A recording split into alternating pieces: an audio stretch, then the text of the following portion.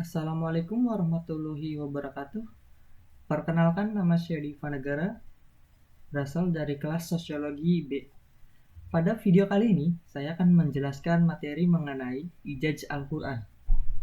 Al-Quran, yang secara harfiah berarti bacaan sempurna, merupakan suatu nama pilihan Allah yang sungguh tepat, karena tiada satu bacaan pun sejak manusia mengenal tulisan baca 5.000 tahun yang lalu yang dapat menandingi Al-Quran Al-Karim.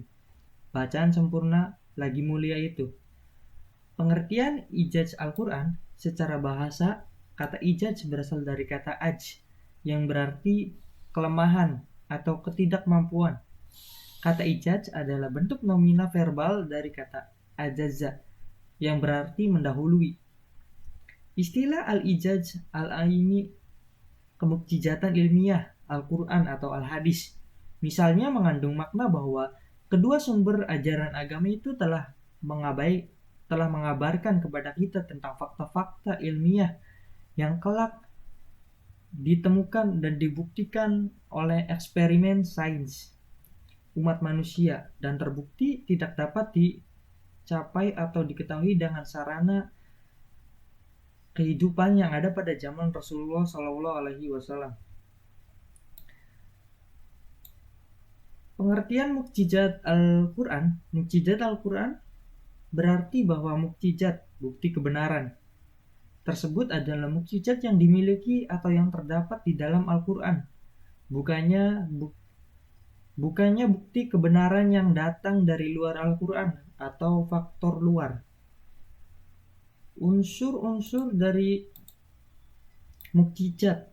Yang pertama, mukjizat sendiri harus berupa peristiwa yang besar atau luar biasa. Yang kedua, harus disampaikan oleh para nabi. Yang ketiga, harus mengandung tantangan terhadap yang meragukan kenabian. Yang keempat, harus merupakan tantangan yang tidak dapat dilayani antara penantang dengan yang ditantang, ataupun harus saling memahami. Beberapa macam kemukjizatan yaitu yang bernama mukjizat material indrawi yang terdapat pada nabi-nabi terdahulu. Mukjizat ini terdapat pada nabi-nabi terdahulu, artinya bahwa keluar biasaan tersebut dapat disaksikan dan dijangkau lewat indera oleh umat-umat tempat nabi-nabi menyampaikan risalah. Contohnya, yang pertama, perahu Nabi Nuh yang dibuat atas petunjuk Allah sehingga mampu bertahan dalam situasi ombak dan gelombang yang demikian dahsyat. Yang kedua, tidak terbakarnya Nabi Ibrahim alaihissalam dalam kobaran api yang sangat besar. Yang ketiga, berubah wujudnya tongkat Nabi Isa alaihissalam atas izin Allah dan lain-lainnya. Semuanya bersifat material indrawi, sekaligus terbatas pada lokasi tempat mereka berada dan berakhir dengan wafatnya mereka. Yang kedua yaitu mukjizat imaterial logis yang diturunkan kepada Nabi Muhammad SAW. Mukjizat yang diturunkan kepada Nabi terakhir yaitu Nabi Muhammad berupa Al-Quran yang sifatnya bukan indrawi atau material tetapi dapat dipahami atau tidak dibatasi oleh suatu tempat atau masa tertentu. Mukjizat Al-Quran dapat dijangkau oleh setiap orang yang menggunakan akalnya dimanapun dan kapanpun. Beberapa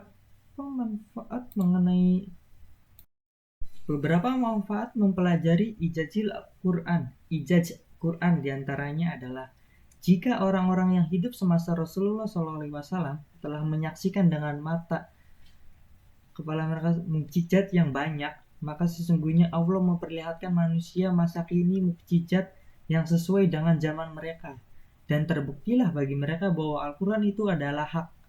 Munculnya bukti-bukti ilmiah ini memberikan kepercayaan untuk kedua kalinya dalam hati orang-orang Islam yang diuji oleh orang-orang kafir tentang agama mereka dengan mengatasnamakan ilmu pengetahuan dan apa yang telah dicapai oleh kemajuan dan kebudayaan.